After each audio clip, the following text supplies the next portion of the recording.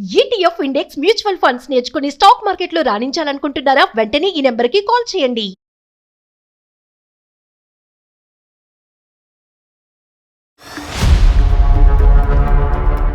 ఒక రోజు వచ్చి ఇట్లాగా ఇన్విటేషన్ అది మాకు ఇచ్చి ఇట్లా నేను పెళ్లి చేసుకుందాం అనుకుంటున్నానమ్మా అని చెప్పేసి అన్నారు. డైరెక్ట్ గా ఇన్విటేషన్ తీసుకుని వచ్చిన ఇవ్వటం ఏంటి? ఆడదైతే కనుక ఏమో నీకు ఇప్పుడు అంత అవసరమా, నీకు తోడు అవసరమా? తోడంటే కనుక చాలా చిన్న మాట, తోడు అవసరం అనరు మన సమాజం, ఇంకోటి అవసరమా అని అంటారు. అది నేను మాట్లాడను.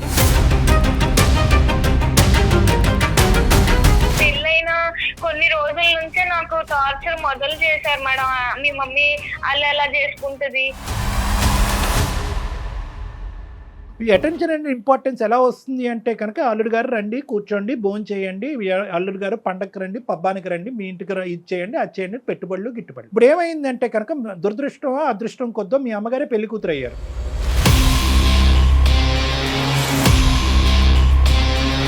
కంటి బిడ్డని తల్లిపాలు లేకుండా ఎలా అండి చేస్తాము నెల రోజులు బట్టి?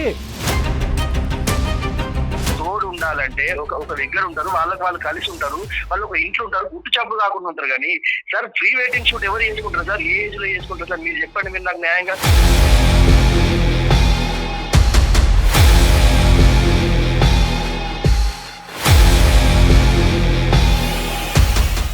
భాస్కర్, విత్ డ్యూ రెస్పెక్ట్స్, నీకు మాటకు అడ్డుకొస్తున్నాను, కొద్ది పెద్ద పెద్ద మాటలు వాడుతున్నాను. అందరితో పాటు కూర్చుని పప్పన్నం తింటాను, కానీ ప్రీ వెడ్డింగ్ షూట్ మాత్రం చేయొద్దు, తర్వాత శోభనం కూడా చేసుకోకూడదు అని చెప్పారా? ఆ కండిషన్ రాసిచ్చారా?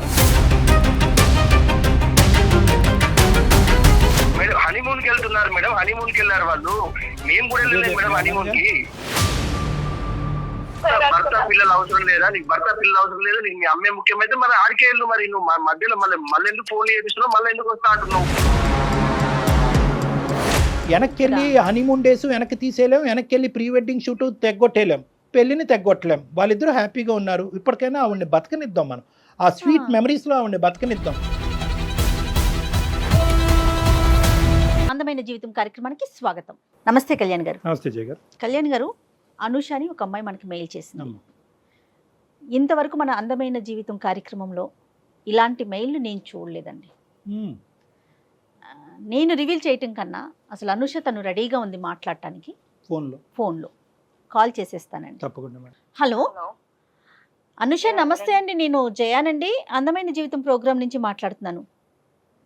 మేడం నమస్తే మేడం. నేను మీ కాల్ కోసమే ఎదురు చూస్తున్నాను మేడం. ఎప్పటి నుంచి అసలు చేస్తారని అనుకోలేదు మేడం. డెఫినెట్గా ఖచ్చితంగా మాకు వచ్చే ప్రతి మెయిల్కి స్పందిస్తాము. కాకపోతే ముందు వెనక ఆ ప్రయారిటీని ప్రకారం మాట్లాడుతూ ఉంటాము. రైట్, ఇంకా లేట్ చేయొద్దుమా. నాతో పాటు డాక్టర్ కళ్యాణ్ చక్రవర్తి గారు ఉన్నారు. ఎస్, మాట్లాడున్నాను. అనుష నమస్తే అమ్మా. నమస్తే సార్. ఎవరిది సమస్య? మీరే ఎట్లా నా పాపని నన్ను కలపాలి సార్. మా ఆయన కూడా నాకు కావాలి సార్. అంటే పాపను అడిగిన తర్వాత భర్తను అడుగుతున్నావు ఏంటమ్మా? నీ పెళ్ళి ఎంతకాలం అయింది? నీకు ఎంతమంది పిల్లలు? మీ వారు ఎక్కడున్నారు? చిన్నప్పుడు 8 years ఉండగానే నాకు మా ఫాదర్ ఎక్స్పైర్ అయ్యారు సార్. తండ్రి చనిపోయారు. అప్పటి నుంచి మా మమ్మీయే చాలా కష్టపడి నన్ను ఎక్కడెక్కడో పని చేసి చాలా కష్టపడి నన్ను డిగ్రీ వరకు చదివించారు సార్. మమ్మీ ఎంతో కష్టపడింది. ఈ రోజుల్లో ఒక అమ్మాయిని పెంచాలంటే ఎంత కష్టపడాలి సార్. ఒక అమ్మాయి, ఇంకెవరు లేరు? వేరే పిల్లలు ఎవరు లేరు? నువ్వు ఒక్కదానివే అమ్మకి? ఒక్కదాన్నే సార్. నేను కష్టపడి పెంచింది. నువ్వు ఎంతవరకు చదువుకున్నావు? డిగ్రీ చదివావా ఏంటి? డిగ్రీ వరకు చదివించింది సార్. నన్ను తండ్రి లేరు అనే లోటు లేకుండానే నన్ను పెంచింది సార్. తల్లి దైవంతో సమానం. వెనకాల ఏమైనా ఆస్తిపాస్తులు కానీ సొంత ఇల్లు అట్లా ఏమన్నా ఉన్నాయమ్మా? ఫైనాన్షియల్ ఒక హౌస్ అనేది ఉంది మేడం. డాడీ అలాగా చేసిన దాంట్లో, ఆయన సంపాదించిన దాంట్లో ఒక హౌస్ అనేది మటుకు ఉంది మనకు. అయితే మా ఫాదర్ చనిపోయాక తను వేరే పెళ్లి కూడా చేసుకోలేదు మేడం.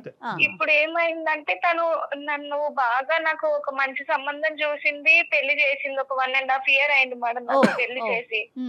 నాకు ఇప్పుడు ఒక 8 months పాప కూడా ఉంది మేడం. అయితే సార్ మమ్మీ నన్ను పెళ్లి చేసింది, చాలా గ్రాండ్ గా చేసింది. మంచిగా నేను పెళ్లి చేసుకుని వచ్చేసినాక ఏంటంటే తను రీసెంట్ గా ఒక 6 months దగ్గర పెళ్లి చేసుకుంది మేడం. తను కూడా ఒక రోజు వచ్చి ఇట్లాగా ఇన్విటేషన్ అది మాకు ఇచ్చి ఇట్లా నేను పెళ్లి చేసుకుందాం అనుకుంటున్నానమ్మా అని చెప్పేసి అన్నారు. సో మేము కూడా అంతే ఓకే, తను కూడా ఇప్పుడు దాకా నా కోసం పెళ్లి చేసుకోలేదు, కష్టపడి పెంచింది, ఏ లోటు లేకుండా అన్ని నాకు ఇచ్చింది సార్. ఇల్లు కూడా అమ్మలేదు సార్, ఎందుకు పిల్ల కోసమే ఉంచుదామని అప్పు అడిగినా కూడా ఎవరు ఇవ్వకపోతే ఇల్లు కూడా తను అమ్మలేదు. పెళ్లి అనే ప్రస్తావన వచ్చిందా లేదా? నువ్వు ఎప్పుడన్నా అమ్మ నువ్వు పెళ్లి చేసుకోవచ్చు అని ఎప్పుడన్నా అన్నావా? ఇప్పుడు ఎందుకు వచ్చింది? పెళ్లి అయినటువంటి దగ్గర అసలు ఎప్పుడు లేదు సార్, తను ఎప్పుడు నాకు కూడా ఏమి షేర్ చేయలేదు. మేబీ తను కూడా చేసుకోవచ్చా లేదా అని ఆలోచించుకొని మరి డెసిషన్ కి వచ్చాక నాకు చెప్పిందో ఏమో గానీ ఎప్పుడు నాతో కూడా ఏం అనలేదు సార్. డైరెక్ట్ గా ఇన్విటేషన్ తీసుకుని వచ్చిన ఇవ్వటం ఏంటి? దానికి ముందు చెప్పలేదా అమ్మని ఇలా పెళ్లి చేసుకుంటున్నాను, పెళ్లి చేసుకోవాలని అనుకుంటున్నాను, అసలు ఆ వ్యక్తి ఎవరు, ఈ వయసులో నిన్ను చేసుకోవటానికి ఎవరు ముందుకు వచ్చారు, నువ్వు ఇష్టపడ్డావా అతను ఇష్టపడ్డారా, అసలు మీ ఇద్దరు పరిచయం ఎప్పుడు అనేది బేసిక్ ఈ కంటెంట్ అనేది అమ్మ నీకు ఎప్పుడు చెప్పలేదా? డైరెక్ట్ ఇన్విటేషన్ తో వచ్చేసిందా? ఎప్పుడు చెప్పలేదు. ఒకసారి మటుకు ఇట్లా ఇన్విటేషన్ తీసుకొచ్చి చేసుకుందాం అనుకుంటున్నారు, ఏమంటారని అప్పుడు అడిగింది సార్. సో నువ్వు షాక్ అవ్వలేదమ్మా అప్పుడు? ఓకే, సంతోషకరమైన అంశమే, కానీ కొద్ది షాక్ అయ్యావా? ఇదేంటి అయ్యాం సార్, ఎందుకు అవ్వం సార్ అంటే అదేంటమ్మా ముందు చెప్పాలి కదా ఇప్పుడు ఏంటి అని కూడా అన్నాం సార్. చేసుకోవటం డాక్టర్ గారు అన్నట్లు తప్పు కాదు, కానీ ఇప్పటికిప్పుడు చెప్పటం అనేది కొంత ఆలోచించాల్సిన విషయం. ఎందుకంటే ఇక్కడ రెండు అంశాలమ్మా, అంటే ఒక సంతోషకరమైనటువంటి పరిస్థితి చాలా సందర్భాల్లో దిగ్భ్రాంతి కలిగించే అంశం కింద కూడా మారచ్చు. సో నీకు కూడా లోకజ్ఞానం ఉంటుంది కాబట్టి వచ్చే వ్యక్తిని కొద్దిగా నువ్వు కూడా అసెస్ చేయడానికి అవకాశం ఉంటుంది కదా. ఆ బేసిక్ అసెస్మెంట్ లేకుండా ఆమె డైరెక్ట్గా ఇన్విటేషన్ తీసుకొచ్చి ఇస్తే వచ్చే వ్యక్తి కరెక్ట్ వ్యక్తి కాకపోతే ప్రాబ్లం అవుతుంది కదా, అందు గురించి నేను అంటున్నా. రెండో పెళ్లి చేసుకోవటం అనేది కామన్ అండి. ఇష్యూను ప్రకారం అమ్మాయి కానీ అబ్బాయి కానీ రెండో పెళ్లి చేసుకోవచ్చు ఎప్పుడు వాళ్ళ మధ్య పిల్లలు లేనప్పుడు. ఒకవేళ వన్స్ పిల్లలు ఉన్నారంటే ఖచ్చితంగా వాళ్ళ అభిప్రాయం అనేది తీసుకోవాల్సిన పరిస్థితి కదా కళ్యాణి గారు. అదే తల్లి యొక్క ఉద్దేశం ఎలా ఉంటుందంటే కనుక ఇక్కడ వరకు నేను నా జీవితాన్ని ఒక విధంగా దారబోసాను, సాక్రిఫైస్ చేశాను, కూతురు ఆడపిల్ల పెళ్ళి అయింది. ఒకప్పుడు అబ్బాయే ఉండుంటే కనుక ఆవిడ ఇంత ధైర్యంగా అడిగేసి ఉండేదా? ఎందుకంటే అబ్బాయి అంటే కనుక వచ్చేటటువంటి కోడలు ఉంటుంది అనేది. ఇప్పుడు కూతురు కాబట్టి మన కూతురు పుట్టింటి నుంచి అత్తింటికి వెళ్ళింది అనేటటువంటి ఉద్దేశంతో ఏంటంటే ఆవిడ కొద్దిగా స్వేచ్ఛ అనేది వచ్చి ఉండొచ్చు. కానీ ఎంత కాదనుకున్నా కూడా ఓకే నువ్వు ఏదైనా మైనరు నీకు తెలియనటువంటి అంటే కనుక అది వేరే విషయం. నువ్వు అమ్మకి సమాధానం చెప్పుకోవాల్సినటువంటి అవసరం లేదు, ఓకే, కానీ నువ్వు ఖచ్చితంగా నీ భర్తకు సమాధానం చెప్పాలి. ఎందుకంటే కనుక ఇది ఒక కుటుంబం, అది ఒక మర్యాద, ఒక పరువు కలిగినటువంటి అంశము. ఎందుకంటే కనుక నీ భర్త వాళ్ళ కుటుంబ సభ్యులకి చెప్పుకోవాలి. ఇన్విటేషన్ నీకు ఇచ్చిందా, భార్యాభర్తలు ఇద్దరికి ఇచ్చిందా? ఇద్దరికి సార్, వచ్చి ఇద్దరిని కూర్చోపెట్టే అప్పుడు నేను ఒక ఇట్లా డెసిషన్ తీసుకున్నాను అని అప్పుడు చెప్పారు సార్. మీ హస్బెండ్ రియాక్షన్ ఏంటి నాన్న? తను అప్పుడు ఏమీ మాట్లాడలేదు సార్. తను ఓకే అండి అదే ఒక కొంచెం సేపు ఆలోచించుకున్నారు. కొంచెం సేపట్లాగా తర్వాత మేము అందరూ కూడా కొంచెం ఓకే అయ్యి ఆమె డెసిషన్ కు ఓకే చెప్తున్నాం సార్. మేము కాదు అనుష, మీ హస్బెండ్ కూడా మనస్ఫూర్తిగా ఓకే చేసినట్లు అనిపించిందా నీకు? అప్పుడు చెప్పారు మేడం, తను ఓకే చేసుకోండి నాకేం అభ్యంతరం లేదు అని అన్నారు మేడం. ఆయన కూడా కాదమ్మా, నీకు మీ ఆయనకి మీ అమ్మగారి పెళ్లి యొక్క నిర్ణయానికి ముందు ఎటువంటి భేదాభిప్రాయాలు లేవు కదమ్మా? ఎటువంటి డిఫరెన్సెస్ అసలు లేవు సార్, చాలా మంచిగా ఉండేవారు సార్. అదే ఇప్పుడు ప్రాబ్లం అయింది సార్. సడన్ గా ఇప్పుడు మమ్మీ పెళ్ళైంది, ఆమె లైఫ్ ఆమె బానే బతుకుతున్నది, హ్యాపీగానే ఉన్నారు, మాకు ఏ ప్రాబ్లం లేదు. పెళ్ళైన కొన్ని రోజుల తర్వాత నుంచి మొదలు పెట్టారు సార్ ఈయన. ఎవరెవరు వచ్చారమ్మా పెళ్లికి? అందరూ వచ్చారు సార్, అంతా తను కూడా మంచిగా చేసుకున్నారు. మొత్తం బంధువులు వచ్చారు, వాళ్ళ రిలేటివ్స్ వచ్చారు, వాళ్ళ పేరెంట్స్ మా వాళ్ళు వచ్చారు, అందరూ ఉండగానే మంచిగానే చేసుకున్నారు సార్. అంటే ఏంటంటే అమ్మ తీసుకొచ్చిన విధానం ఖండించే విధంగా కొంతమంది సమాజంలో కొంతమంది చూస్తారు. ఈ వయసులో నీకు అంత అవసరమా అనే విధంగా ఇప్పటికీ కూడా అదే సమాజంలో మనం ఉన్నాం. ఇప్పటికి కూడా నిలదీసి నిందించి ఒక ఆడది అదే మగాడంటే ఇంకో విధంగా చూస్తారు. ఆడదైతే కనుక ఏమో నీకు ఇప్పుడు నీకు తోడు అవసరమా? తోడంటే కనుక చాలా చిన్న మాట, తోడు అవసరం అనరు మన సమాజం, ఇంకోటి అవసరమా అని అంటారు. అది నేను మాట్లాడను. అటువంటి సమాజంలో ఇటువైపు నీ వైపు వాళ్ళు, అమ్మ వైపు వాళ్ళు, ఎటొచ్చి లేనటువంటి వాళ్ళు ఎవరైనా ఉండుంటే కనుక బహుశా మీ చనిపోయినటువంటి మీ నాన్నగారి తరపున వాళ్ళు లేనటువంటి వాళ్ళు అయి ఉంటారు.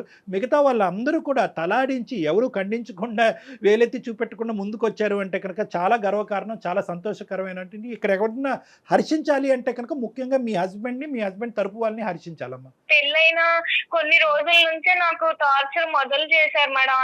మీ మమ్మీ అలా చేసుకుంటది. ముందు చెప్పలేదు. ఇంకా అన్ని పాతవన్నీ తవ్వుకుంటూ వస్తున్నాడు మేడం తను రోజుకో రకంగా. అదేంటమ్మా ఎలా మారిపోయాడమ్మా? అదే నాకు అర్థమైతలేదు సార్. మరి సడన్ గా అందులో ఆయనలో ఎందుకు మార్పు వచ్చిందో నాకు అర్థం కావట్లేదు. మా అమ్మ ఫోన్ చేస్తే చిరాకు పడ్డం, ఫోన్ పిలుస్తుంటే చిరాకుగా మాట్లాడడం, కాల్స్ కట్ చేయడం అట్లా అంతా చేస్తున్నారు సార్. ఒక రోజు ఇంకా ఇలాగే మాట మాట అనుకుంటుంటే ఎందుకండి మీరు అప్పుడంతా మాట్లాడుకుంటే ఇప్పుడు ఇలా మాట్లాడుతున్నారు అంటే కూడా గొడవ చేసేసి నన్ను బయటికి గెంటేశాడు సార్. బయటికి గెంటేశాడమ్మా? అవును సార్. నేను 1 month నుంచి మా ఫ్రెండ్ ఇంట్లో ఉంటున్నాను సార్. మా పేరెంట్స్ కూడా నేను చెప్పలేదు. బిడ్డ పాపని డే కేర్ లో వేసాడంటే సార్. సరే 2-3 రోజుల్లో మళ్ళీ పిలుస్తారులే, కోపంలో ఉన్నారు కదా అని నేను అనుకున్నాను సార్. చంటి బిడ్డని అతను సరే డే కేర్ లో పెడతాడు, ఎక్కడ పెడతాడు కాదు, తల్లిని బిడ్డని దూరం చేయవలసిన అవసరం ఏముంది? అంత కర్కోటకమైన మనస్తత్వం కేవలం మీ అమ్మగారి పెళ్ళే దీనికి కారణమా, ఇంకేమైనా ఉందా? అదొక్కటే సార్, అసలు ఏ ప్రాబ్లము లేదు, అంతా మంచిగా ఉండే వాళ్ళం. ఇప్పుడు నా బిడ్డ మీ మమ్మీ ఇట్లా పెళ్లి చేసుకుంది, ఈ వాతావరణంలో పెరిగితే నా బిడ్డ ఏమైపోవాలి, తను ఎట్లా పెరుగుతుంది, ఏదేదో మాట్లాడుతున్నాడు సార్ నన్ను. మీ అమ్మగారు పెళ్లి కూతురు అయ్యేటప్పటికి ఎంత కాదనుకున్నా కూడా, ఎంత ఇక్కడ అక్కడ బ్యాలెన్స్ చేయాలని అనుకున్నా కూడా, ఆవిడ ఇంకో ఇంటి కోడలు అయ్యేటప్పటికి ఆవిడకి వేరే ఇంపార్టెన్స్ పెరిగింది. అక్కడ ఆ భర్తను చూసుకోవాలి, కొత్తగా వచ్చేటటువంటి భర్తను చూసుకోవాలి, వచ్చేటటువంటి ఆ కుటుంబానికి మర్యాదలు చేసుకోవాలి. సో బహుశా ఈ బ్యాలెన్స్ చేసుకోవటంలో ఎక్కడైనా అల్లుడు గారు అనే ఈ స్థానాన్ని కొద్దిగా నెగ్లెక్ట్ జరిగిందా, ఇతని ఇంపార్టెన్స్ తగ్గిందా? ఎందుకంటే కనుక ఇతని వెనకొకటి ముందొకటి వేసే వేషధారణ ఇతనికి ఉంది అనేటటువంటిది నీ మాటలో చెప్పలేదు. ముందు నుంచి మేము బాగానే ఉన్నాం, ఎక్కడో చోట అతను నెగ్లెక్ట్ చేయబడ్డాడా, హర్ట్ అయ్యాడా, అతని మనసు గాయపడిందా? ఎంత గాయపడినా కూడా చంటి బిడ్డను దగ్గర పెట్టుకుని తల్లిని మెడపట్టుకుని బయటకు కంటడం అనేది అది మూర్ఖత్వం. మీ అత్తగారు మామగారితో ఏమైనా మాట్లాడి ఇక్కడ జరిగే పరిస్థితిని వివరించావా? లేదు సార్, అసలు వాళ్ళకు కూడా ఏం చెప్పలేదు సార్. మేము ఎవరికి చెప్పలేదు. అమ్మ వాళ్ళకి చెప్తే తనే ఏదో ఇప్పుడిప్పుడే తను ఏదో పెళ్లి చేసుకుని ఇన్నాళ్ళు కష్టపడి పెళ్లి చేసుకుని హ్యాపీగా ఉంది, తనని ఎందుకు డిస్టర్బ్ చేయడం అనేది ఏమీ చెప్పలేదు. నువ్వు చంటి బిడ్డని అక్కడ వదిలేసి ఇంట్లోంచి బయటకు అడుగు పెడితే కనుక 1 రోజులు అయ్యిందని అంటున్నావు. నువ్వు ఎక్కడున్నావు అన్నది మీ అమ్మకి తెలియదా? నీ బాధను మీ అమ్మకి చెప్పుకోవా? చెప్పాలి కదా సార్. నేను ఎందుకు అమ్మని డిస్టర్బ్ చేయడము అని చెప్పి నేను చెప్పలేదు. అలా కదమ్మా, అమ్మ అడుగుతుంది కదా, బిడ్డ ఏడు పినిపించట్లేదు, అల్లుడు గారు ఎక్కడున్నారు, అల్లుడు గారితో మాట్లాడాలి, వీడియో కాల్ చేస్తే బిడ్డను చూస్తాను అని అమ్మ అంటది కదా. మరి ఇవన్నీ ఎలా దాచిపెట్టావు ఈ 4 రోజులు? అంటే తను కూడా ఏమి నాకు ముందు చేసినంతలాగా కాల్ అది చేయటం లేదు సార్.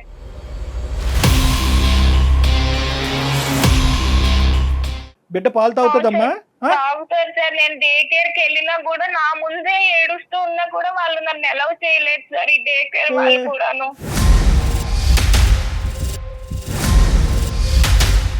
కాదమ్మా, ఇప్పుడు మాకు చేయటం వెనకతలు నీ భర్తతో మాట్లాడమన్నా మీ తల్లితో మాట్లాడాలి? ఇప్పుడు మేము మా హస్బెండ్ తోనే మాట్లాడాను సార్. అసలు ఎందుకు అలా ఉంటున్నారు, ఆయన ప్రాబ్లం ఏంటో మీరే క్లియర్ గా అడగండి. కరెక్టే, మాట్లాడతాము. మీ భర్త యొక్క పాత్ర చాలా సందిగ్ధమైనటువంటి పాత్ర, చాలా క్లిష్టమైనటువంటి పాత్ర. ఎందుకంటే కనుక మామగారు పెళ్ళప్పుడు కాలు కడగాలి, కానీ పెళ్ళైన తర్వాత మామగారు వచ్చారు ఇతనికి. ఏం పేరమ్మా అతనిది? భాస్కర్ సార్. కలపండి ఫోను. ఇక్కడ మానవత్వం అనే ఒక అంశం. ఇక్కడ ఏంటంటే బిడ్డ, తల్లి, సొంత బిడ్డ. ఇప్పుడు ఈవిడ పాలు ఇవ్వకపోతే ఈవిడ ఎంత బాధపడుతుందో, తండ్రిగా తల్లి పాలు ఆ బిడ్డ తాగలేకపోతుందని చెప్పాడు. దానికి అత్తగారి పెళ్లికి సంబంధం ఏంటి? హలో చెప్పు. చెప్పేది ఏంటండి, నన్ను ఎప్పుడు ఇంటికి రాస్తావు? కాదు, నీకు ఎన్నిసార్లు చెప్పిన అర్థమైతే లేదా? ఫోన్ చేయొద్దు అని చెప్పిందా నీకు? ఎందుకు చేస్తున్నావు? మా అమ్మ పెళ్లి చేసుకుని వెళ్ళిపోయి ఆమె హ్యాపీగానే ఉంది కదా, మన జీవితం ఎందుకంటే? అట్లని కాదు. ఇప్పుడు నేను నీకు చెప్పింది ఏంటి, నాకు నువ్వు వద్దు, నాకు నువ్వు అవసరం లేదు, నాకు పాప ముఖ్యం, పాపని నేను చూసుకుంటున్నా, నువ్వు అవసరం లేదు. నీ జీవితం నువ్వు బతుకు, మీ అమ్మ జీవితం మీ అమ్మ బతికినప్పుడు నీ జీవితం నువ్వు బతకడానికి ఏంది?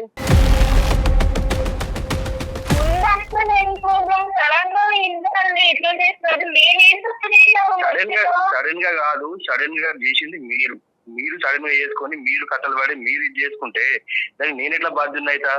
నీ జీవితం ఏమి మాట్లాడలేదు కదండి, సడన్ గా ఇప్పుడు నన్ను మాత్రం ఎందుకు ఇట్లా ముందు అట్లా లేదు కదా.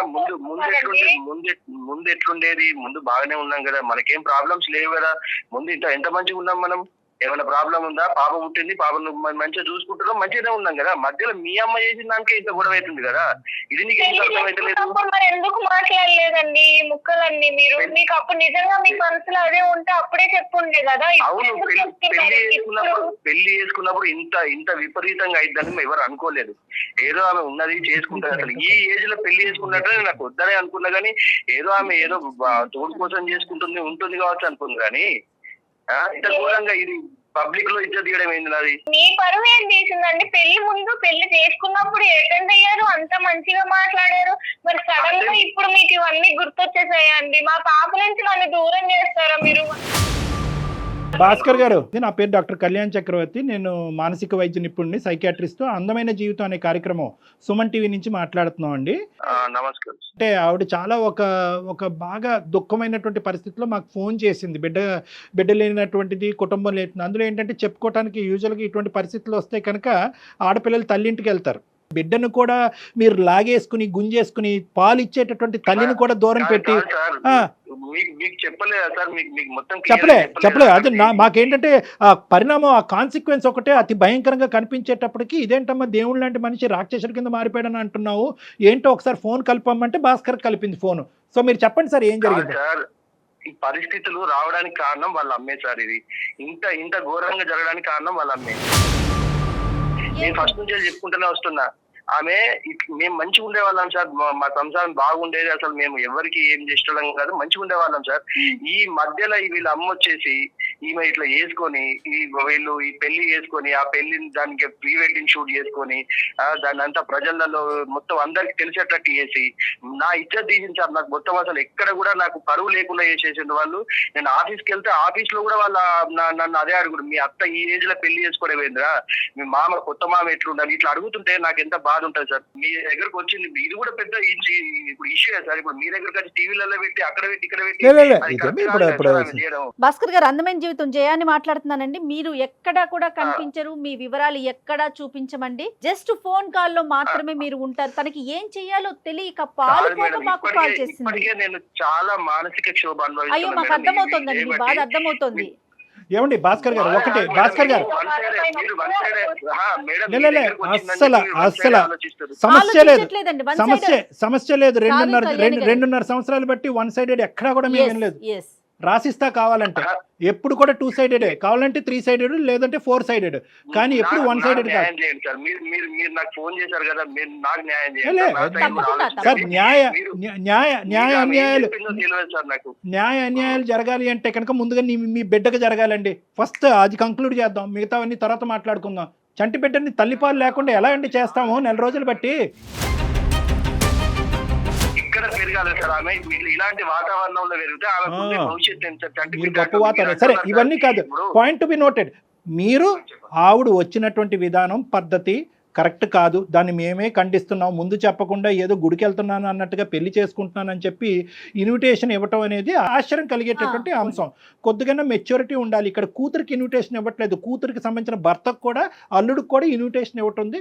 ఇదేంటంటే ఆవిడ చేసేటటువంటిది, ఆవిడ పాయింట్ ఆఫ్ వ్యూలో ఇప్పటి వరకు త్యాగం చేసినటువంటి జీవితంలో కూతురు ఇంట్లోంచి బయటకు వెళ్ళిపోయిన తర్వాత ఒంటరి జీవితం అనుభవించలేక ఒక ఆడదానికి లేదా ఒక మగాడికి ఒక తోడు ఉండాలి. కాబట్టి వాళ్ళు ఇష్ట ప్రకారం వాళ్ళు పెళ్లి చేసుకుంటారు. అది నేను ఖండించట.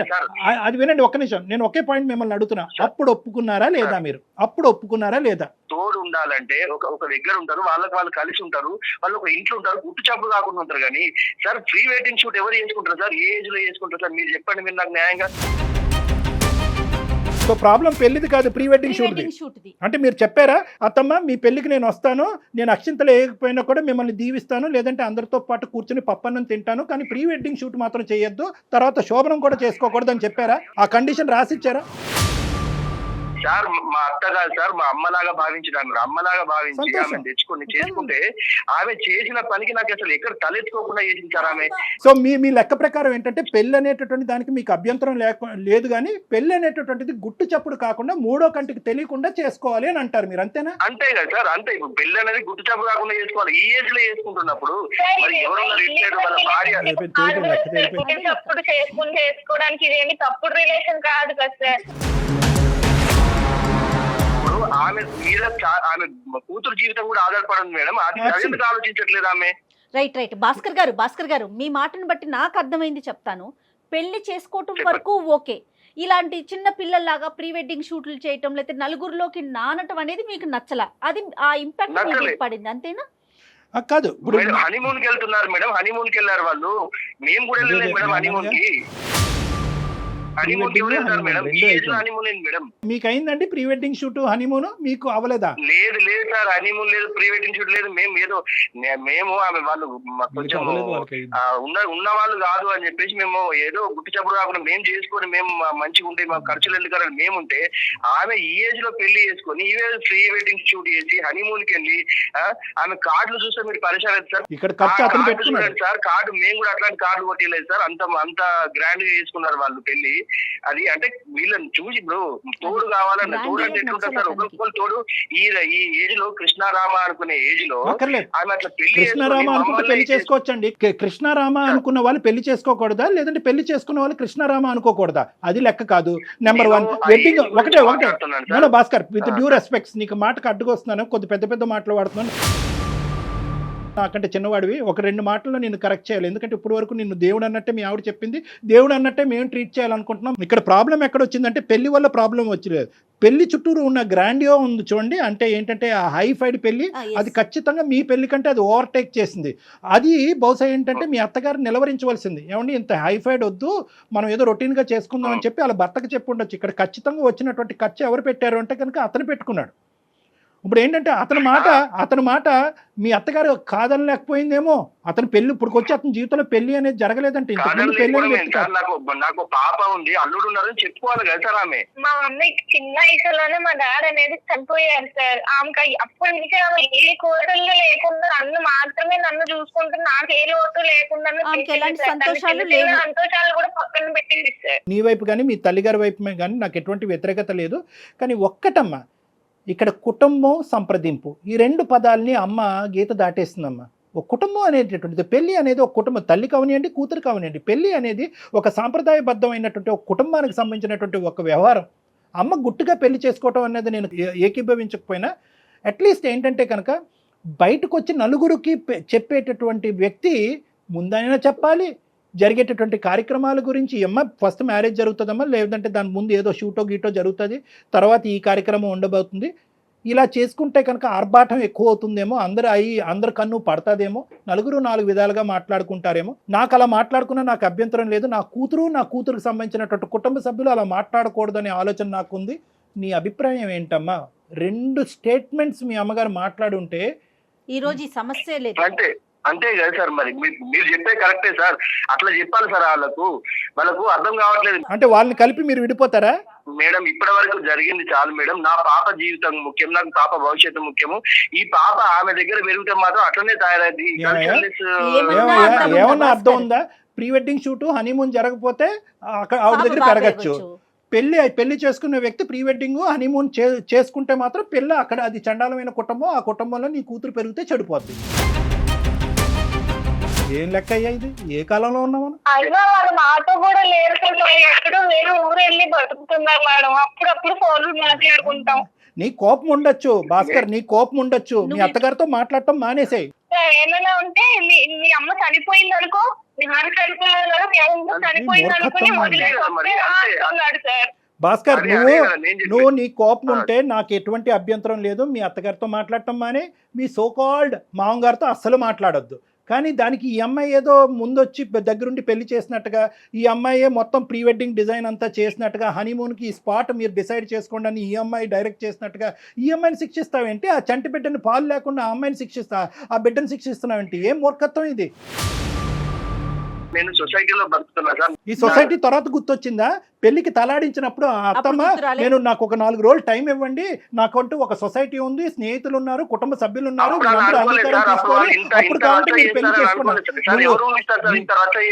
జీవితాన్ని ఇంత నాశనం చేస్తారని. నువ్వు ఇన్విటేషన్ తీసుకున్నావా లేదా, పెళ్లికి వెళ్ళావా లేదా, పెళ్లిలో భోజనం చేసావా లేదా, వచ్చేటటువంటి వాళ్ళందరినీ రిసీవ్ చేసుకున్నావా లేదా? ఏదో తోడు కోసం చేసుకుంటారు అనుకున్నా కానీ మేము మమ్మల్ని నాశనం చేయడానికి చేసుకుంటారు సార్ మా అమ్మ ఇప్పుడు ఎందులోనూ లోటు లేకుండా వచ్చింది సార్. భాస్కర్, ఇప్పుడు మీరు చేసే పని ఎలా ఉందో తెలుసా? అనుషని వాళ్ళ అమ్మతో మాట్లాడటానికి లేదు, అనుష బిడ్డ దగ్గరికి, అంటే ఇటు పక్క ఇప్పుడు మీరు ఇద్దరు తల్లుల్ని వేరు చేస్తున్నారబ్బా భాస్కర్, ఆలోచించండి మేడం. మీరు వాళ్ళ గురించి ఆలోచిస్తారు మేడం. నా జీవితం ఇప్పుడు నా ఇంట్లో నేర్చుకుంటే నా దగ్గర ఉన్న చెప్పి అందరూ అదే అంటుంది మేడం. నా చుట్టాలలో నా ఫ్రెండ్స్ లలో నా పర్వేం కావాలి మేడం. మీరు వాళ్ళ గురించి ఆలోచిస్తే భాస్కర్ ఎవరన్నా ఏదన్నా వాక్కొని అదాన్ని అనవసరం. ఇక్కడ 2 ఫ్యాక్ట్స్ చెప్తాను భాస్కర్, తర్వాత మీరు మాట్లాడండి మీ మనసులో ఫైనల్గా ఏముందన్నది. మీకు అవమానం పట్టడం అనేది ఎంత నిజమో, ఈరోజు అక్కడ తల్లి నుంచి ఈ అమ్మాయిని దూరం చేయటం కానీ, లేదంటే నీ భార్యని సొంత బిడ్డ నుంచి దూరం చేయటం అనేటటువంటిది చాలా క్రూరమైనటువంటి అంశం. అంతకంటే పెద్దవాడు ఏదన్నా ఉంటే అక్కడ నేను పెట్టాలి. చాలా మీ అవమానం అనేది ఒక ఎత్తు, కానీ ఈ క్రూరమైనటువంటి చర్యకి మీరు ఏంటి అనేది మీరు మర్చిపోయి మానవతా విలువలని తీసి పక్కన పెట్టేసి ఫైనల్గా ఇక్కడ సఫర్ అవుతుంది నా బిడ్డే అనేటటువంటి యాంగిల్ కూడా పక్కన పెట్టేసి సొసైటీ అవమానకరంగా చూస్తుంది అనేటటువంటి సొసైటీ అనే అంశంలో మీరు కంప్లీట్గా మునిగిపోతున్నారు. ఈరోజు ఏ సొసైటీ ఇప్పుడు ఈ చర్యని హర్షిస్తుంది? అరే మా అత్తగారు వెళ్ళి కొత్తగా పెళ్లి చేసుకుంది, హనీమూన్కి వెళ్ళింది కాబట్టి ఈరోజు మా అత్తగారి మీద తీసుకోవాల్సినటువంటి పగ నా బిడ్డ మీద, నా భార్య మీద తీసుకున్నాననే అంశాన్ని వెళ్ళి మీ మొత్తం సొసైటీకి టామ్ కొట్టుకుంటూ చెప్పండి. మీతో పాటు నేను వస్తాను. ఏమంటుంది ఆ సొసైటీ చూద్దాం.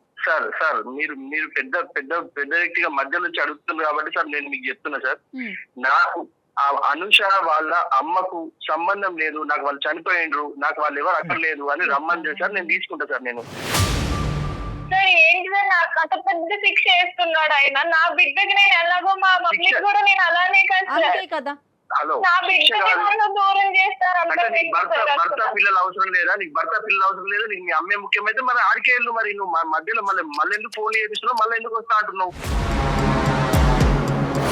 ఏదైనా సమస్య వచ్చి నువ్వు మీ అమ్మతో మాట్లాడొద్దు, నేను కావాలో మీ అమ్మ కావాలో తేల్చుకుంటే నువ్వేం చేస్తావు భాస్కర్? ఆ సమస్య రాదండి. మా అమ్మ తప్పు చేసింది కాబట్టి అంటున్నా సార్. నేను తప్పు చేయకపోతే సరే ఓకే. చూడండి భాస్కర్, ఒకటి నేను చెప్తాను, మళ్ళీ ఒక పాయింట్ చెప్తాను. నేను మిమ్మల్తో గాంభీరంగా నిన్ను గర్జిస్తే కనుక అది తర్వాత నువ్వు అవమానకరంగా తీసుకుంటావు. ఆ ప్రభావం నీ కూతురు మీద, నీ భార్య మీద పడుతుంది. కాబట్టి నాకు కడుపులో ఎంత కాలినా కూడా నీతో నేను ఇంకా స్వీట్గానే మాట్లాడుతున్నాను. ఎందుకంటే ఒక ఆడపిల్లని ఒంటి చేతి మీద ఈ ఇంట్లో ఆ ఇంట్లో పని చేసుకుంటూ బయట ప్రపంచం నుంచి ఒక ప్రభావం పడకుండా, ఈ అమ్మాయి పక్కదో పడకుండా చదివిస్తూ ఎంతో గొప్పగా పెంచిందండి ఈ అమ్మాయిని. పెళ్లి చేసుకోవాలనుకుంటే ఎంత అప్పుడే అనుకోవచ్చు కదా, ఆవిడ తోడు కావాలని చెప్పి ఒక్క మాట మనలో మనం మాట్లాడుకుందాం. మీ అత్తగారు అన్నట్టుగా చూడకండి, ఒక స్త్రీమూర్తిగా చూడండి. ఒక స్త్రీమూర్తి చేసేటటువంటి త్యాగాన్ని మనం ఎందుకు గుర్తించము? అదే ఒక మగాడు భార్య చనిపోయినటువంటి 6 నెలలు సంవత్సరం తిరగక ముందే పెళ్లి చేసుకుంటే కనుక అవునండి తోడు కావాలి కదండి, వంట చేయడానికి ఒక ఆడది కావాలి కదండి, బట్టలు ఉతకడానికి ఒక స్త్రీ కావాలి కదండి అని అంటారు. అదే ఒక ఆడది ఒక పెళ్ళి అయిన తర్వాత పెళ్లి చేసుకుంటే కనుక ఎందుకు చేసుకుంటుంది? అంత ఆర్భాటం అవసరమా? గుట్టు చప్పుడు కాకుండా చేసుకోవాలి కానీ అంత ఆర్భాటం చేసుకుని చేయవలసిన అవసరం ఏం చెప్పి ఒక పక్క నుంచి తల ఊపుతూనే ఉన్నాం పెళ్లికి, ఇంకో పక్క నుంచి ఖండిస్తూనే ఉన్నాం. దాని ప్రతిఫలం, దానికి పనిష్మెంట్ ఎవరంటే కనుక ఆ అమ్మాయి కన్నటువంటి బిడ్డ. ఏ బిడ్డనైతే కనుక అల్లారు ముద్దుగా ఇప్పటి వరకు కాపాడుకుంటూ వచ్చిందో ఈరోజు తన పెళ్లి వల్ల ఈ బిడ్డ బయటకు వెళ్ళి ఉంటుందంటే కనుక గుండెకి చచ్చిపోద్దండి ఆ తల్లి. ఇంకా ఆవిడ తెలియదు కాబట్టి ఈ మాత్రం అన్నా మాట్లాడుకుంటున్నాం. దయచేసి నేను ఒకటే చెప్తున్నాను భాస్కర్, ఒక్కసారి సొసైటీ, అత్తగారు, మా పెళ్ళి అయిన తర్వాత అత్తగారి పెళ్ళి, ఈ టెక్నికల్ వర్డ్స్, ఈ క్రొనాలజీ అనేది తీసి పక్కన పెట్టేసేయండి. ఇలాగే అవ్వాలి అని చెప్పి రాముడు రాయలేదు, శ్రీకృష్ణుడు రాయలేదు, అల్లా రాయలేదు, జీసస్ క్రైస్ట్ రాయలేదు, ఎవరూ రాయలేదు. ఇది మనగా సృష్టించుకున్నటువంటి ఒక విచిత్రమైన విడ్డూరమైనటువంటి సాంప్రదాయం. మీలో ఒక మానవత్వం ఉంది, ఒక మంచితనం ఉంది, అది బయటికి తీసుకురావాలి. నేను ఒకటే చెప్తున్నాను, ఈరోజు మీ అత్తగారితో కావాలంటే ఎటువంటి పరిస్థితుల్లో అంత ఆర్భాటంగా ఆవిడ పెళ్లి చేసుకుందని కనుక్కోమంటే అది నా బాధ్యతగా తీసుకుని నేను ఆవిడతో ఫోన్లో మాట్లాడతా. ఆవిడతో సున్నితంగా మీ ఇద్దరి మధ్యన జరిగినటువంటి గొడవను ఆవిడకి వివరిస్తా. ఆవిడ చేసింది ఏమన్నా చాలా ఒక స్పీడ్ యుగానికి సంబంధించినటువంటి ఒక అంశం, అది మీరు జీర్ణించుకోలేకపోతే దానికి ఆవిడ తరపున ఏమైనా అపాలజీ చెప్పాలన్నా చెప్పకూడదు, తప్పు ఏదైనా ఉంటే కనుక మీ ఇద్దరు కలవటానికి ఆవిడ ఏమైనా పాత్ర పోషించాలనే అంశం ఉన్నా కూడా ఆవిడ పాత్ర పోషించే విధంగా నేను చేస్తాను. కానీ దయచేసి నీకు ఇద్దరు 2 చేతులు జోడించి చెప్తున్నాను, ఇమీడియట్గా నీ భార్యని నీ కూతుర్ని అందరినీ ఒకే ఇంట్లో ఉండే విధంగా అందరినీ వెనక్కి తెచ్చుకోవాలని నా విజ్ఞప్తి. ఆ బిడ్డని ఇంకా ఇబ్బంది పెట్టద్దు, ఆ చంటి బిడ్డని. నాకు ఇక్కడ అంటే ఈ సమాజంలో ఈ టైప్ లో ఇలా చేయడం అనేది తప్పు అన్నది అనిపించింది సార్. ఒక ఇష్యూ ఏంటంటే భాస్కర్, నేను చెప్పేది ఈరోజు what ever has happened is irreversible. ఈరోజు మనం ఏం చేయలేం వెనక్కి వెళ్ళి కదా. హనీమూన్ డేస్ వెనక్కి తీసేయలేం, వెనక్కి వెళ్ళి ప్రీ వెడ్డింగ్ షూట్ తెగ్గొట్టేయలేం, పెళ్లిని తెగ్గొట్టలేం. వాళ్ళిద్దరూ హ్యాపీగా ఉన్నారు, ఇప్పటికైనా ఆవిడ్ని బతకనిద్దాం, మనం ఆ స్వీట్ మెమరీస్ లో ఆవిడ్ని బతకనిద్దాం. మీరు చెప్తున్నారు కాబట్టి సార్, మీరు ఆమెను పిలిపియండి, మాట్లాడండి. కాబట్టి మీరు చెప్పండి ఒకసారి, నేను కూడా మిమ్మల్ని కలుస్తాను సార్. అనుష సార్ వస్తాడు ఇప్పుడు, ఒక అరగంటలో వచ్చి పికప్ చేసుకుంటాడు నిన్ను. ఇంటికి వెళ్ళిపో అమ్మా. Thank you. Thank you sir. కలుద్దాం, అమ్మతో కూడా మాట్లాడతానమ్మా. అనుష ఏమి ఇది తప్పకుండా సార్, ఒకసారి ఈ- మీకు మేము వస్తాం సార్ మీ ఇంత- దగ్గరికి. ఇంత విపరీతంగా జరిగిందని కూడా అమ్మకు కమ్యూనికేట్ చేయను. అసలు ఏంటి పూర్వపరాలన్నీ కొంతవరకు తెలుసుకుని అది భాస్కర్కి అర్థమయ్యేటటువంటి విధంగా చెప్పి, భాస్కర్ మనసులో ఏమైనా మిస్కాన్సెప్షన్స్, మిస్అండర్స్టాండింగ్స్ ఉంటే కనుక అది కడిగేద్దాం. అప్పుడు వాళ్ళిద్దరు కూడా తల్లి కొడుకుల్లా ఉంటారు. ఓకేనా? Yes, sir. Thank you, Right. sir. నిజంగా thank you so much, sir. Thank you madam. Thank you. Right అండి, నమస్తే. పెళ్ళి అనేటటువంటి అంశం చేసుకుంటున్నారా వద్దా అనేది ఒక్కటే భాస్కర్ చేతిలో కానీ, అనుష చేతిలో కానీ, సొసైటీ చేతుల్లో కానీ ఉంటుంది. ఒకప్పుడు ఈ ప్రీ వెడ్డింగ్ షూట్స్ ఇంత ఆర్భాటం ఎందుకని చెప్పి ముందే ప్రొక్లెయిమ్ చేయాలి. ఇదంతా ఎందుకు? ఎస్ పై ఇన్విటేషన్ ఇచ్చినప్పుడే అమ్మ ఇది చాలా సీక్రెట్గా ఏదైనా గుడిలో చేసుకుందాం, ఒక 10 మంది అటు ఇటుని పిలుద్దాం, పప్పన్నం పెడదాం, చాలమ్మా దీని పెద్ద ఆర్భాటం చేసి చెప్పుంటే సరిపోయి ఉండేది. ఎనీహా ఒకసారి వాళ్ళు వస్తారండి, భాస్కర్ వస్తాడు డెఫినెట్ గా, మీరు మాట్లాడండి. ఇంకేం ఉండదు మేడం, ఇంకేం ప్రాబ్లం అంత ఉండదు. సర్దం అడుగుతుంది. Yes, they are very happy, they will be very happy together. ఎందుకంటే భాస్కర్లో కూడా ఎందుకో తెలియనటువంటి ఒక నెగిటివ్ యాంగిల్ వచ్చింది, కానీ వాస్తవానికి 99.9% ఆ అబ్బాయిది పాజిటివ్ యాంగిలే. ఎస్ ఎక్కడో ఇన్ఫ్లుయెన్స్ అయ్యాడు. అవునవును. ఆ ఇన్ఫ్లుయెన్స్ ఎఫెక్ట్, ఆ ఇన్ఫ్లుయెన్స్ మనం ఈ కౌన్సిలింగ్ ద్వారా కడిగేసాము. ఇంకొద్దిగా ఆ తల్లి గారి ద్వారా మాట్లాడిపించి, బాబు భాస్కరు ఇది పరిస్థితి అని ఆవిడ చేత ఒక 2 మాటలు చెప్పి ఉంటే కనుక అయిపోతుంది. ఇంత గొప్ప ఫ్యామిలీ ఇంకెక్కడ ఉండదు. సూపర్ అండి. రైట్ కళ్యాణ్ జీ, నమస్తే.